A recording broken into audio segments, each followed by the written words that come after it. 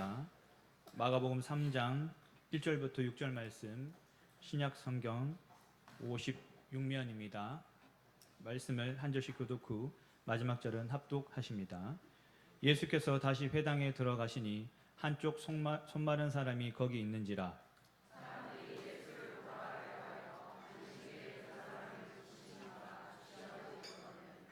예수께서 손 마른 사람에게 이르시되 한가운데 일어서라 하시고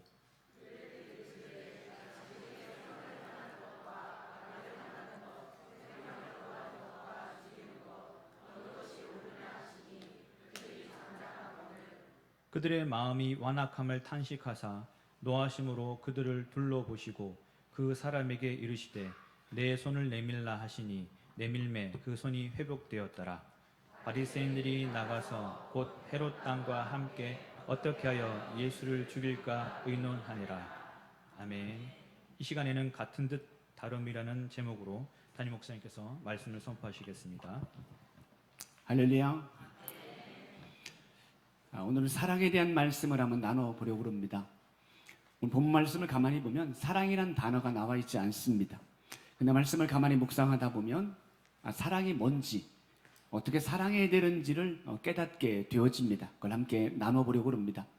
오늘 본문에 보면 한 사람이 등장합니다. 우리 1절 말씀을 한번 읽어볼까요? 1절 시작. 예수께서 다시 회당에 들어가시니 한쪽 손 마른 사람이 거기 있는지라. 아멘. 예수님 회당에 들어가십니다. 그랬더니 한쪽 손이 마른 사람이 있습니다. 분명 회당 안에는 많은 사람들이 있었을 터인데 오늘 예수님께서 그 손 마른 사람을 주목합니다. 바라보았다는 이야기죠. 사랑의 시작은 이렇게 말하고 싶어요. 사랑은 바라봅니다. 말하고 싶습니다. 따라합시다. 사랑은 바라봅니다.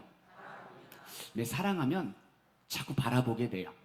사랑하는 사람을 자꾸 바라보고 생각합니다. 집에 있어도 직장에 있어도 사랑하는 사람을 자꾸 생각하고 바라보는 것, 이것이 바로 사랑이죠. 돈을 사랑하는 사람은 자꾸 돈을 바라보고 생각하게 됩니다. 오늘 예수님께서 그 회당에 많은 사람들이 있었음에도 불구하고 이 손이 마른 한 사람을 바라보았다는 건 뭐냐면 그를 향한 사랑의 마음이 있었다는 걸 의미하죠. 사랑의 두 번째는 뭐냐면 헤아림입니다. 따라합시다. 헤아림. 헤아린다는 건 뭐예요? 상대방의 마음과 형편을 들여다보는 거예요. 내 입장이 아니라 그 사람의 편에 서서 바라보는 거예요. 예를 들면 그런 거죠. 힘든 일을 겪은 사람이 있어요. 그러면 보통 힘들겠구나, 어떡하나, 이런 정도의 말은 누구나가 다 할 수 있습니다. 그런데 헤아린다는 건 뭐냐면 그의 마음과 형편을 살피는 거예요. 얼마나 힘들까? 또 얼마나 외로울까? 얼마나 마음이 아플까? 이렇게 그 사람의 마음을 들여다보는 거죠. 거기서 끝나면 안 되죠. 그리고 난 뒤에 내가 저 사람을 위해서 할 수 있는 일이 뭘까? 내가 뭘 좀 도와줄까? 여기까지 가는 게 헤아림이죠. 그 다음에 하나 더 하면 좋죠. 그리고 한 번, 두 번이 아니라 계속적으로 그와 함께하는 마음, 이것이 바로 헤아리는다, 이런 의미가 되겠습니다. 오늘 예수님은 그 한쪽 손이 마른 사람의 마음을 헤아렸습니다. 누가복음에도 이 본문과 똑같은 그런 내용이 기록되어 있는데요, 거기에 보니까는 이 사람의 손이 오른손이 말랐다라고 말합니다. 결국 이 사람은 오른손이 말라져서 오른손을 사용할 수 없는 장애우라는 이야기입니다. 가만히 생각해 보세요. 한쪽 손을 쓰지 못하는 사람, 만약 이 사람이 일을 했던, 직장을 다녔던 사람이라면 일자리를 잃었을 겁니다. 만약에 그가 가장이었다면 그가 직장을 잃음으로 그의 가족들 모두에게 굉장히 큰 경제적인 어려움을 겪게 되었을 겁니다. 그뿐이 아니라 그의 사랑하는 자녀들이 있었다면 자녀들의 앞날이, 그들의 미래도 암담했을 겁니다. 예수님은 이처럼 외적으로 손이 마른 것만 보지 않고 그 사람의 상황 속에서 그의 모든 아픔과 어려움들을 꿰뚫어 보게 된 거죠. 이것이 헤아림이죠. 그리고 그를 도와주고 싶은 마음을 갖게 된 거예요. 이런 마음은 어디서 나와요? 그를 향한 사랑하는 마음에서 나오게 되는 거죠. 그래서 예수님이 그에게 이렇게 말을 해요. 우리 3절 한번 읽어볼까요? 3절 말씀 시작. 예수께서 한 손 아멘. 예수님 뭐라고 말씀하세요? 한가운데 일어서라라고 말해. 원어에 보면 이렇게 돼 있어요. 일어나서 가운데로 나오라라고 말하고 있어요. 여러분 성경을 보면 예수님 많은 병자들을 고쳤어요. 근데 그 고침받은 환자들의 특징을 크게 두 가지로 나눈다면 첫 번째는 그들에게 믿음이 있었어요. 내 믿음대로 될지어다 이러면서 그들의 믿음을 보시고 고쳐주셨어요. 또 한 부류는 뭐냐면 그들 안에 간절함이 있었어요. 어떤 사람들은 예수님 앞에 엎드립니다. 간청합니다. 어떤 사람은 두 번, 세 번 예수님의 이름을 부릅니다. 이러한 간절함 때문에 고침받기도 합니다. 대부분의 사람들이 믿음이 있던 간절함이 있던 이것 때문에 고침을 받았는데 오늘 이 사람을 보세요. 이 손 마른 사람은 한 게 아무것도 없어요. 믿음이 있었는지 없었는지 가늠해 볼 수 없습니다. 거기다가 이 사람이 고침받기 위해서 예수님 앞에 간절하게 매달렸다 그런 내용도 기록되어 있지 않습니다. 그래서 예수님은 그에게 한 가지 그 안에 최소한의 순종을 보기 원했던 거예요. 최소한의 순종을 보기 원해요. 그래서 너 일어나서 한가운데로 나와라. 쉬운 일은 아니잖아요. 많은 사람들이 보고 있는데 부끄러울 수 있잖아요. 그래도 최소한의 순종을 요구합니다. 한가운데 일어서라. 그 다음에 세 번째 사랑의 세 번째 단계는 필요를 채워주는 거예요. 5절 말씀 읽어볼까요? 5절 시작. 그들의 마음이 노하모스 그들을 둘러보시고 그 사람에게 이르시되 내 손을 내밀라 하시니 내밀매 그 손이 회복되었더라. 아멘. 내 손을 내밀라 라고 말했더니 그 내밀었더니 그 손이 회복되었더라. 그가 고침받고 그의 필요가 충족되게 되는 거예요. 오늘 예수님은 이 손 마른 사람을 바라보았습니다. 그의 마음과 형편을 헤아렸습니다.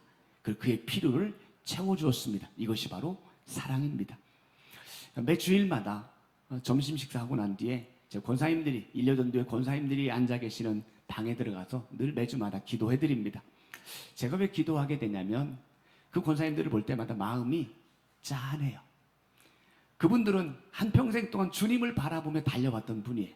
그래서 주 은혜 받은 걸 가지고 하나님을 위해서 열심히 헌신하고 충성했고 교회를 위해서 열심히 섬겼던 분들입니다. 그런데 그분들도 어느덧 연세가 드셨어요. 나이가 들다 보니까 마음은 아직도 청춘이에요.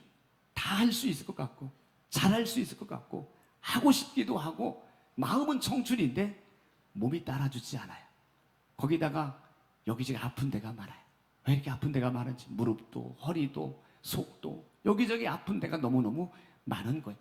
그러면서 교회 안에서도 점점 마치 존재감이 조금씩 줄어드는 것 같은 그런 느낌들을 받게 돼요. 마음이 얼마나 속상하겠어요. 나도 열심히 옛날에 했는데 점점 내 자신의 작아짐의 모습을 보고 속상하잖아요. 근데 누구에게도 말할 수가 없잖아요. 거기다가 집에 가면 자녀들, 손주들이 있는데 가지 많은 나무가 바람 잘 날이 없다고 그저 자식들 이야기, 손주들 이야기를 듣다 보면 크고 작은 문제들, 어려움들을 다 안고 살아가게 되는 거예요. 그런 것 때문에 기도하지만 늘 가슴 아리하면서 지내게 됩니다. 그럼 그분들의 마음을 알죠. 근데 제가 그분들의 그런 모습들을 알지만 제가 그들에게 해줄 수 있는 게 없어요. 제가 돈을 줄 수 있겠습니까? 그렇다고 제가 고쳐줄 수 있겠습니까? 제가 무슨 문제를 해결해 줄 수 있겠어요? 제가 해드릴 수 있는 게 아무것도 없는 거예요. 그래서 기도하는 거예요. 하나님의 마음을 가지고 진심을 담아서 기도하는 거예요. 왜냐하면 그 기도가 권사님들을 향한 저의 사랑의 표현이기 때문에 그렇습니다. 매주마다 일부 예배 마치면 제가 친교실에 가서 거기에 집사님, 권사님들 몇 분을 함께 기도합니다. 오늘도 기도했어요.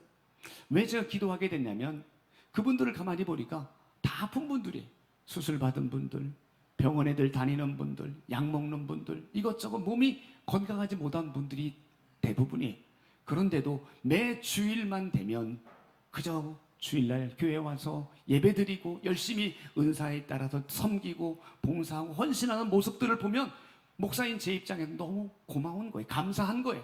그러면서 또 한편으로는 그 육신의 연약함 때문에 안타까움이 있어요. 그래서 제가 해드릴 수 있는 게 아무것도 없기 때문에 매주마다 일부 예배 마치고 나면 몇 분들을 모아놓고 진심을 담아 기도하게 돼요. 여러분 기도받고 싶으면 친구실 10분에 오시면 되는 거예요.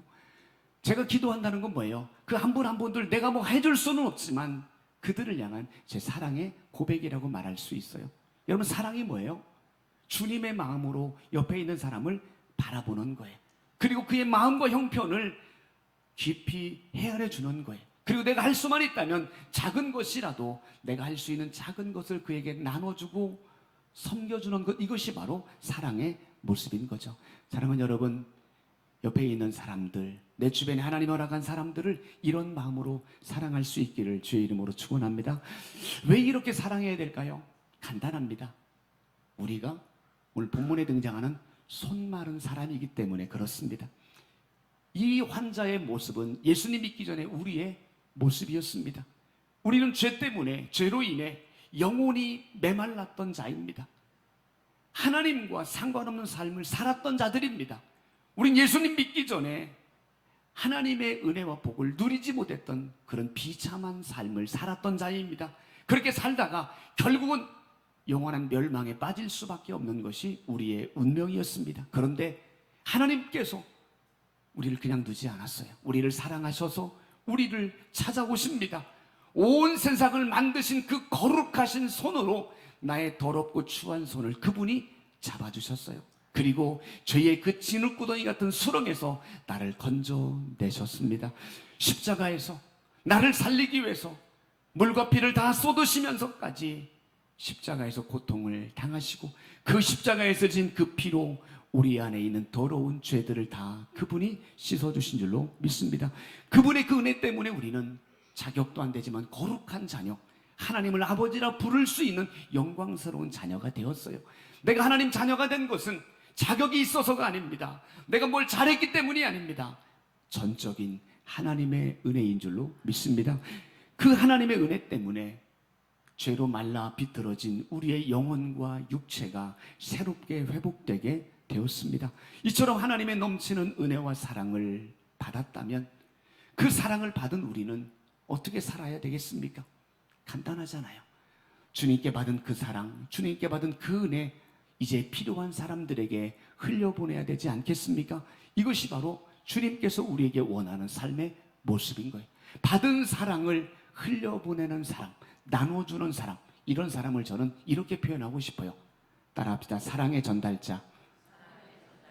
한번 다시, 사랑의 전달자. 네, 내 스스로는 사랑할 힘이 없습니다. 하지만 하나님께서 나를 사랑해 주신 것처럼 그 사랑을 가슴에 담고 내가 받은 사랑을 내 옆에 있는 사람들에게 흘려보내고 나눠보낸다면 그게 바로 사랑의 전달자인 겁니다. 사도 바울은 사랑의 전달자였습니다. 그는 수도 없이 많은 매를 맞았어요. 감옥에도 여러 번 들락거렸습니다. 숱한 죽음의 위기를 경험했습니다. 그럼에도 그 상황에서도 그의 입술에서는 날마다 오직 예수 그리스도만을 외칩니다. 날마다 예수 그리스도의 십자가 복음만을 자랑하게 된 거예요. 아니, 왜 바울이 그렇게 외칠 수밖에 없습니까? 간단합니다. 예수 믿는 사람들을 핍박했던 자신을 구원해 주신 하나님의 은혜를 깨달았기 때문에 그래요. 아무것도 몰랐던 자신을 하나님의 사랑으로 덧입혀 주신 그 은혜를 경험했기 때문에 바울은 이제는 오직 예수 그리스도만을 자랑하는 복음의 증인으로 살게 된 거예요. 어디까지요? 사도행전 20장에 그는 마지막에 이렇게 고백합니다. 나의 생명조차 귀한 것으로 여기지 아니하노라. 할렐루야. 나의 생명조차 귀한 것으로 여기지 않는데요. 생명은 하나밖에 없잖아요. 생명은 가장 귀하잖아요. 그런데 그 가장 귀한 하나밖에 없는 생명조차 귀한 것으로 여기지 않고 복음을 위해서 다 내어드릴 정도로 그는 하나님의 은혜와 사랑을 경험했다는 이야기입니다. 여러분, 여러분, 주님은 우리를 사랑의 마음으로 바라보고 계시고 지금도 우리의 마음과 형편을 헤아려 보시고 우리에게 영원한 생명을 주셨습니다. 이 사랑을 받았다면 이제는 흘려보내야 됩니다.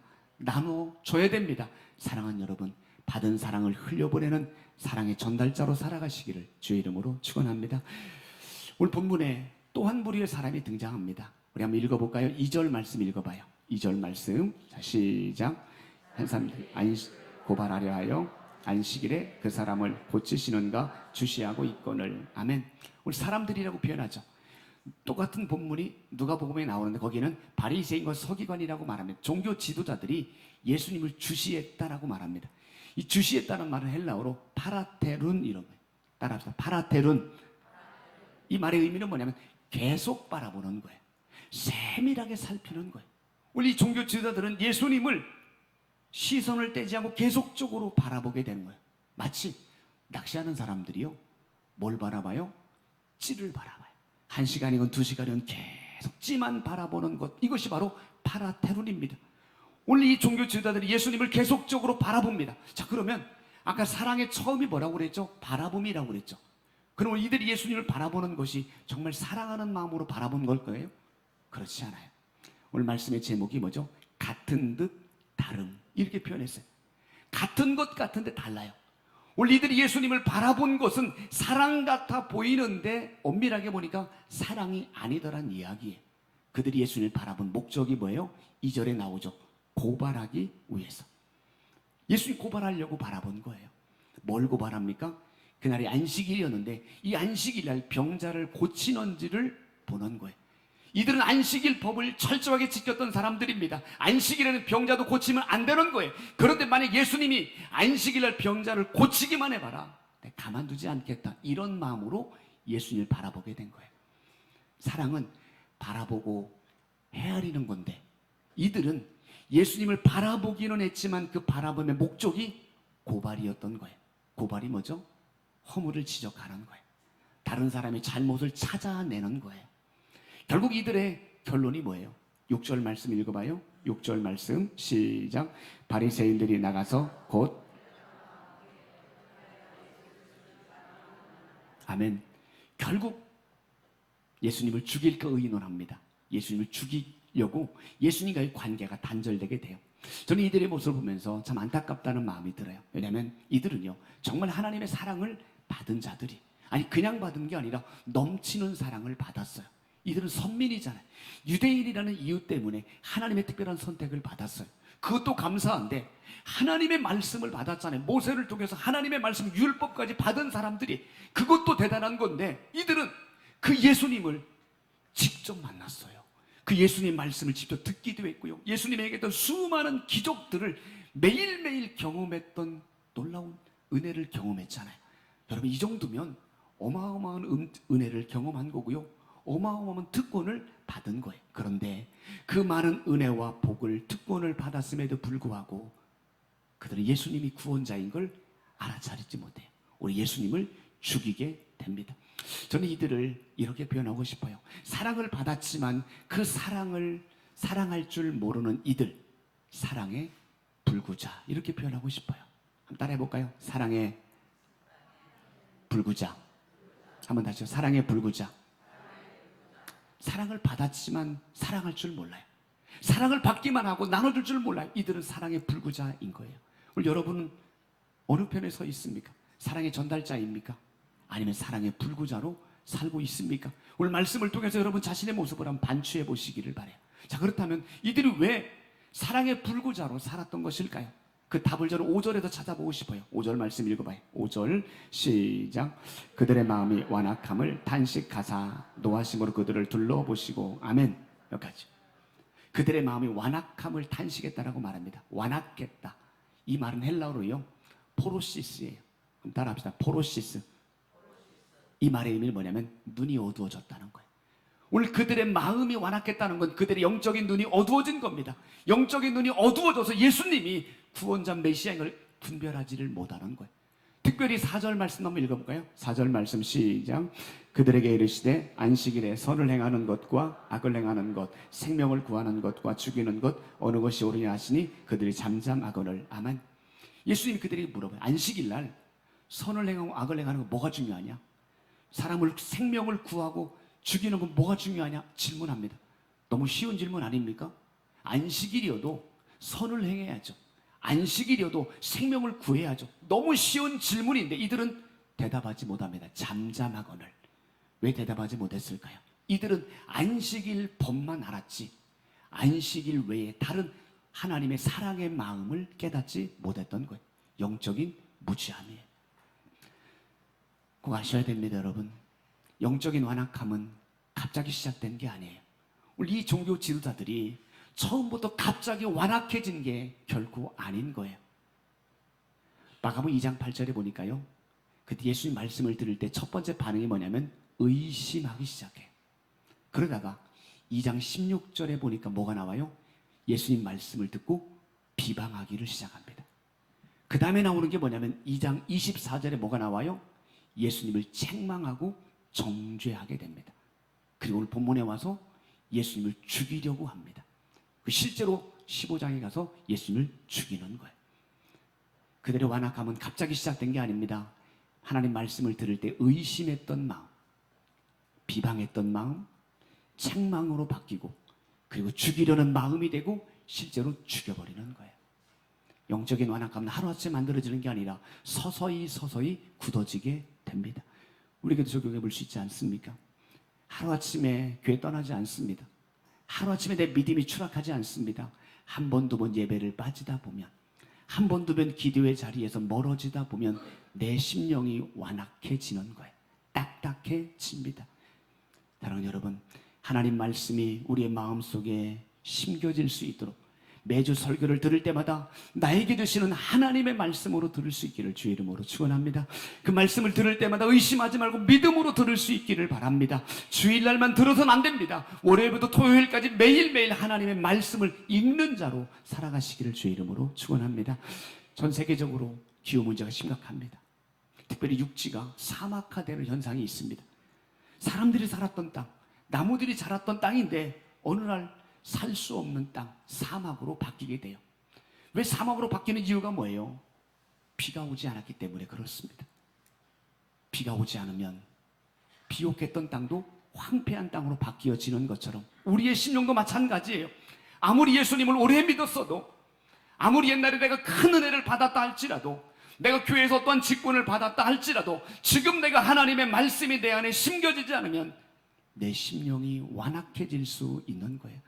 아무리 과거에 믿음이 좋았다 할지라도 지금 하나님께로부터 임하는 은혜의 빗줄기가 내 심령을 적셔주지 못하면 내 심령이 강팍해질 수 있는 거예요. 그래서 매일매일 하나님의 은혜를 사모하셔야 됩니다. 매일매일 내 심령 속에 하나님의 말씀을 담아야 되는 거예요. 다시 시작하십시오. 따라합시다. 다시 시작하자. 연초에 세웠던 계획 무너지는 사람도 있을 겁니다. 다시 시작하시면 돼요. 5개월이 지났지만 아직 7개월이라는 시간이 남았잖아요. 7개월 동안 다시 한번 오늘 시작하면서 하면 되는 거예요. 제가 오늘로 다친 지 딱 5주 됐네요. 5주 동안 저도 제 자신의 삶에 대해 굉장히 낯설어요. 매일 목발을 짚고 다닌다는 게 불편하기도 하지만 어색하고 너무 힘들어요. 사실은 마음 편하게 할 수 있는 게 아무것도 없어요. 화장실에 가는 것도, 씻는 것도, 양치질하는 것도, 잠을 자는 것도 어느 하나 쉬운 게 없어요. 그런데 저도 다시 시작하려고 그래요. 그래서 지난 주일부터 그래서 앉아서라도 제가 하나님 말씀을 전하지 않았습니까? 지난 금요일도 이제는 제가 금요기도에 말씀을 전하기 시작했습니다. 금요기도에 이제 내가 말씀을 매주마다 전할 겁니다. 이제 일주일이 지나고 나면 6월입니다. 6월 달부터는 제가 새벽 기도도 시작할 겁니다. 6월 달 되면 그동안 몇 구역 대신방 마무리 못했어요. 그 대신방도 이제 6월 달에 마무리 할 겁니다. 다시 할 겁니다. 사랑하는 여러분, 다시 하나님의 말씀 앞에 서시기 바랍니다. 다시 하나님의 은혜의 빗줄기를 사모하시기를 바랍니다. 다시 하늘로부터 임하는 성령의 기름 부으심을 갈망하시기를 바랍니다. 따라합시다. 다시. 사랑하는 여러분, 다시 일어나시고 다시 새벽을 깨우시고 다시 기도의 자리로 나갈 수 있기를 주의 이름으로 축원합니다. 왜요? 왜 그렇게 살아야 되는데요? 우리는 하나님의 사람이기 때문에 그래요. 하나님께로부터 넘치는 사랑을 받았기 때문에 그래요. 자격도 안 되지만 하나님께서 나를 사랑하셔서 말할 수 없는 은혜와 사랑을 부어주셨기 때문입니다.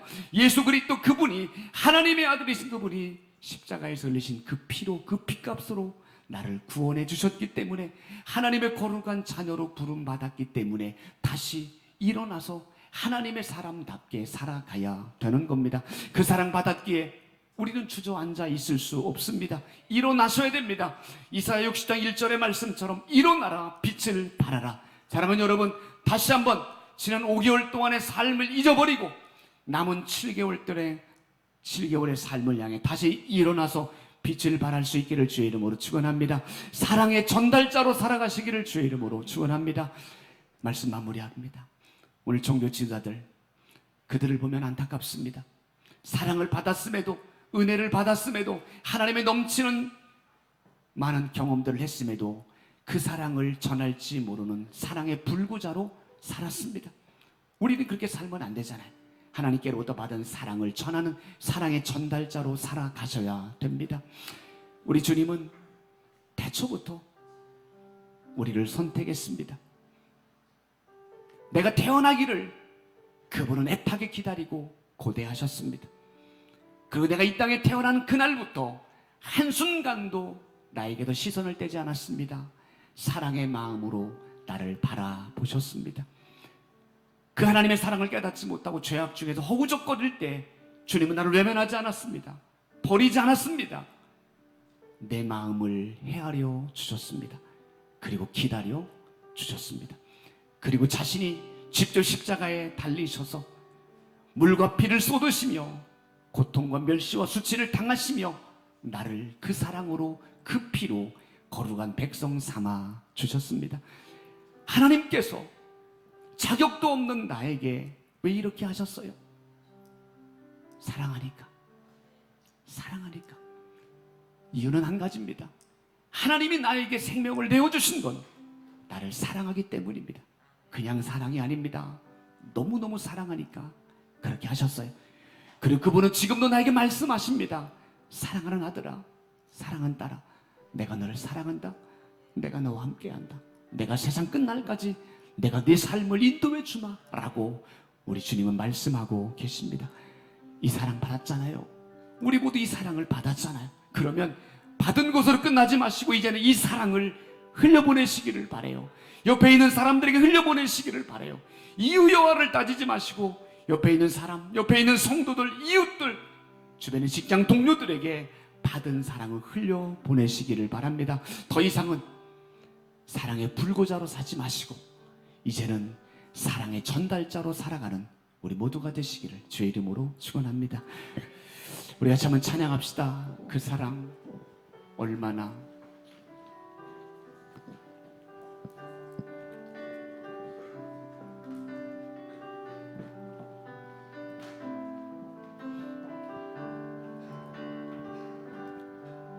다 표현 못해도 나 표현하리라. 나 표현하리라. 다 고백 못해도 나 고백하리라. 나 고백 다 알 수 없어도 나 알아가리라. 다 닮지 못해도 나 닮아가리라. 나 닮아가리라. 다 표현 못해도 나 표현하리라. 나 표현하리라. 다 고백 못해도 나 고백하리라. 나 고백 다 알 수 없어도 나 알아가리라. 다 닮지 못해도 나 닮아가리라. 나 닮아가리라. 그 사랑 얼마나, 그 사랑 얼마나 아름다워. 그 사랑 얼마나, 그 사랑 얼마나 날 부욕해 한 그 사랑 얼마나, 그 사랑 얼마나 크고 놀라운지를. 그 사랑 얼마나 나를 감격하게 한 그 사랑 얼마나, 그 사랑 얼마나 아름다운지. 그 사랑 얼마나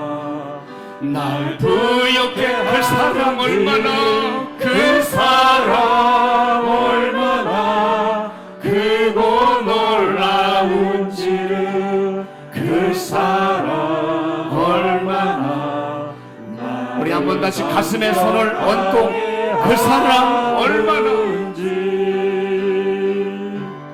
그 사랑 얼마나 아름다우니 그 사랑 얼마나 날 부욕해 하는지 그 사랑 얼마나 크고 놀라운지를 그 사랑 얼마나 나를 감격하게 하는지. 아멘. 우리 함께 말씀을 기억하며 결단하며 기도하기를 원합니다. 하나님의 사랑이, 하나님의 은혜가 내 속에 넘쳐나기를 원합니다. 그 받은 사랑을 이제는 흘려보내기를 원합니다. 나눠주기를 원합니다. 그런 사랑의 전달자로 살기를 원합니다. 사랑의 불구자처럼 사랑을 받기만 하고 나눠줄 줄 모르는 사랑의 불구자로 살지 않기를 원합니다. 하나님, 이 사랑, 이 감격스러운 사랑을 나누며 흘려보내며 살아가는 사랑의 전달자로 살게 하여 주옵소서. 우리 같이 한번 결단하며 기도하시겠습니다. 하나님 아버지, 자격도 없는 나, 하나님 앞에 설 수도 없는 나, 하나님 앞에 부끄러워 고개도 들 수 없는 나를 사랑해 주시고 나에게 넘치는 은혜를 부어주신 그 은혜 말로 다 고백할 수 없습니다. 내가 무엇이간데, 내 존재가 무엇이간데 하나님은 태초부터 나를 선택해 주시고 내가 이 땅에 태어나기를 애타게 기다리셨다가 내가 태어나는 그날부터 한순간도 나에게 시선을 떼지 않고 나를 바라보시고 내 마음을 헤아려 주시고 나를 기다려 주셨나요? 하나님의 그 놀라우신 은혜, 그 놀라우신 사랑, 그것이 바로 나를 향한 하나님의 진심인 것을 깨닫게 도와주시고 이제는 그 사랑 받았사오니 그 사랑 흘려보내며 살게 하여 주옵소서. 이유를 대지 않게 하여 주옵소서. 어떤 상황에서도 이제는 사랑을 흘려보내고 나눠주는 사랑의 전달자로 살게 하여 주옵소서. 사랑을 받았으면서도 줄지 모르는, 나눌 줄 모르는 사랑의 불구자가 되지 않게 하여 주옵소서. 그 사랑을 받았는데, 그 놀라운 사랑을 받았는데 왜 나는 아직도 이기적입니까?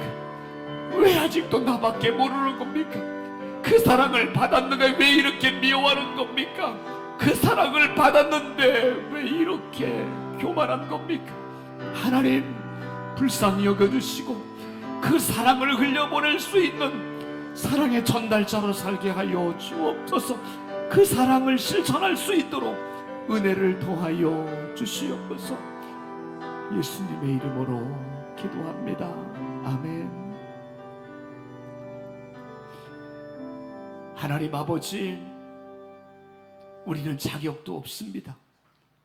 하나님 앞에 고개 들지 못할 정도로 부끄럽습니다.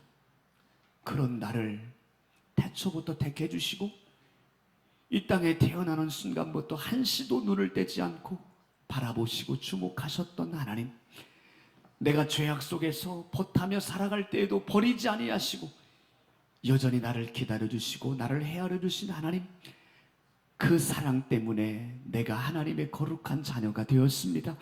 이 놀라운 은혜와 사랑을 받았는데 왜 나는 그 사랑을 자꾸 잊어버립니까? 그 사랑을 받았는데 왜 그 사랑을 나누지 못하고 살아가고 있습니까?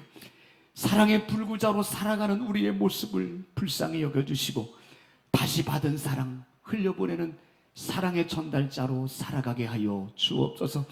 내 힘으로 살아가기 어렵사오니 그렇게 살아갈 수 있는 힘을 주시고 은혜를 주시고 하나님, 나를 그렇게 사랑할 수 있도록 나를 붙잡아 주옵소서. 나의 사랑을 통해 더 많은 사람들에게 하나님의 사랑이 흘려지게 하셔서 나의 걸음이 옮겨지는 그곳에 거룩한 하나님의 나라가 세워지게 하여 주옵소서. 이제는 태초부터 나를 택하여 주신 우리 주 예수 그리스도의 크신 은혜와 나를 바라보고 헤아리고 나의 필요를 채워주시는 하나님 아버지의 놀라우신 사랑하심과 세상 끝날까지 내가 함께 하겠다라고 응원해 주시고 나와 동행하시는 성령님의 교통하심이 사랑의 불구자가 아니라 사랑의 전달자로 살아가기를 다짐하고 결단하는 우리 사랑하는 모든 성도들에게 저들의 가정과 삶의 현장 가운데 우리 교회와 우리의 성도들, 우리의 삶의 현장 가운데 더 나아가 이 나라, 이 민족, 저 북녘 땅에 있는 믿음의 형제들, 수많은 선교사님들의 사역 위에 영원히 함께 하시기를 간절히 축원하옵나이다. 아멘.